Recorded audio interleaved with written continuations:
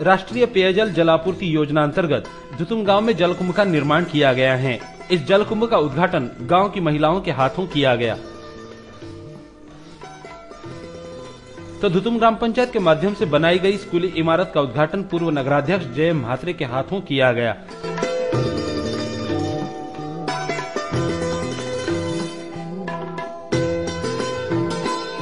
इस अवसर पर शेका पक्ष के जिला सचिव बालाराम पाटिल, तालुका सचिव नारायण घरत, एपीएमसी के सभापति राजेंद्र पाटिल, उरण पंचायत समिति की उपसभापति निर्मला घरत, पूर्व उपसभापति हरिश्चंद्र ठाकुर, महादेव बंडा, सदस्य नरेश घरत, सरपंच धनाजी ठाकुर आदि गणमान्यों सहित ग्रामवासी बड़ी संख्या में उपस्थित थे।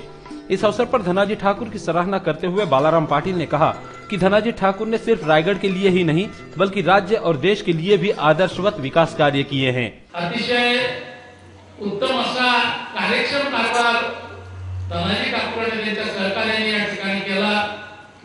धुतुम गावाचं अंतर्बाह्य चित्र बदलवण्याचं काम केलं, प्रचंड संख्येने विकास कामं केली आणि त्याचा प्रत्यय आपल्या साऱ्यांनाच येतो। मागच्या वेळेस ज्या वेळेस आपण सत्तेत आलो त्यावेळेस गावाची परिस्थिती आणि आताची परिस्थिती याच्यामध्ये आमूलाग्र असा फरक पडलेला आहे, बदल झालेला आहे।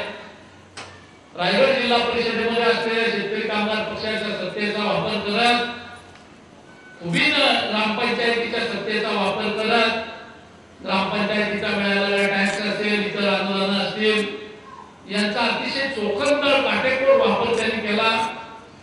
अतिशय पारदर्शक कारभार या ठिकाणी केला आणि त्याच्यातून ग्रामपंचायत कार्यालय असेल, शालेय इमारत असेल, पाणी पुरवठा योजना असेल, अशा अनेक विकास कामे या ठिकाणी उभी राहिली।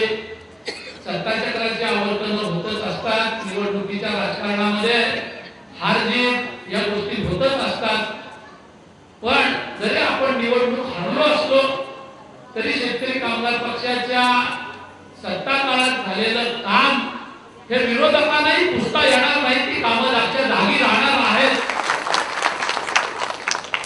इस दौरान राजेंद्र पाटिल ने कहा कि लड़ाई में हार जीत होती रहती है। शेका पक्ष के कार्यकर्ताओं के लिए इस तरह की लड़ाई नई नहीं है, मगर हर लड़ाई जीत हासिल करने के उद्देश्य से ही लड़ी जानी चाहिए। तुम्ही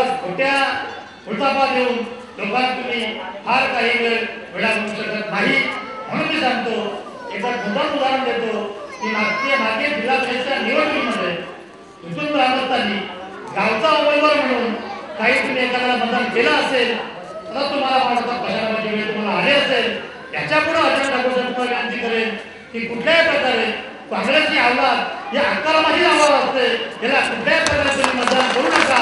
हा लढा आपल्याला घ्यायचा आहे आणि याच्या पुढच्या निवडणुकीमध्ये आता या पराभवाचा बदला घेण्यासाठी पेटून उठून जिद्दीनं काम करायचं आहे। वहीं धनाजी ठाकुर ने भी अपने भाषण में अपने ऊपर लगाए गए आरोपों का मुंहतोड जवाब दिया। तर 15/15 एक ऑफिस जुनं जे जीर्ण झालेलं, तर शेतकरी कामगार पक्षाची सत्ता विरुद्ध काय केलंय, तर सर्वप्रथम ते जुनं कार्यालय म्हणून भव्य असं ग्रामपंचायत कार्यालय उभारलंय, जे बघितल्यावर येणाऱ्या जाणाऱ्यांचे डोले दिग्दर्शन जात नाही, परंतु या ग्रामपंचायतीला या 5 वर्षामध्ये ज्या बाहेर राज्यातील मोठमोठ्या पदाधिकारी भेटली, 10 राज्यातले लोक तुमच्या गावात येऊन गेले, त्या प्रत्येकाने सांगितलंय, मी आता बोलवते मोठं सभा सांगितलं की प्रत्येकाने सांगितलं, प्रत्येकाच्या ग्रामपंचायत कार्यालयाच्या दरवाजामध्ये उभारून फोटो काढून घेतला, त्यांच्या राज्यात घेऊन गेला, पण जाण्याअगोदर मला सांगितलं की सरपंच या महाराष्ट्रामध्ये बऱ्याच ठिकाणी त्या ग्रामपंचायत इतर ग्रामपंचायत कार्यालयामध्ये जाण्याचा योग आला आणि त्या योग आल्यानंतर आम्ही बघितलं तर कुठे 10 बाय 10 ची खोली, कुठे 20 बाय 20 साधा ऑफिस, अशा प्रकारची ऑफिस बघितली, पण प्रथमच जे कार्यालय तुमच्या गावात बघितलं, असं कार्यालय आम्हाला कुठं दिसत नाही, पण आम्हाला हा फोटो आमच्या राज्यात येऊन लागत आहे की अशा प्रकारचं ग्रामपंचायत कार्यालय असू शकतोय।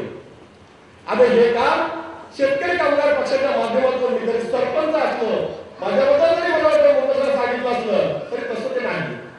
माझ्या मागे जी ताकद आहे ते माझ्या पुरुष सहकारी आणि माझ्या महिला भगिनींची, ही जर माझ्याकडे ताकद नसती तर मी करू शकलो नसतो।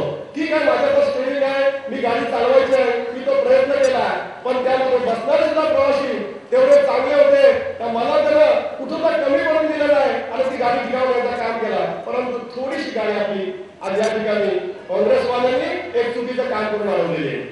तर हे असं ग्रामपंचायत कार्यालय झाल्यानंतर आणि त्या ग्रामपंचायत कार्यालयाच्या उद्घाटनाला मला वाटतं 15 ऑगस्ट 2009 साली कार्य आमदार जे विवेकानंद पाटील साहेब ते आले होते आणि त्यांनी कार्यालय बघितल्यावर या आपल्या मराठी शाळेकडे हात केला आणि सांगितलं की एवढं सुंदर कार्यालय बनवलं पण आपल्या शाळेची अवस्था जीर्णावर झालेली आहे.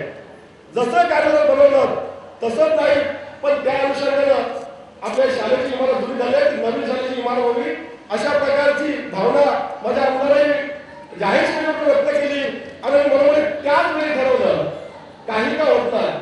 मी सरपंच या सरपंचाच्या कारकिर्दीमध्ये एक शाळेची भव्य या तिन्ही इमारती पाडून त्या ठिकाणी एकच इमारत व्हावी अशा प्रकारची योजना आखली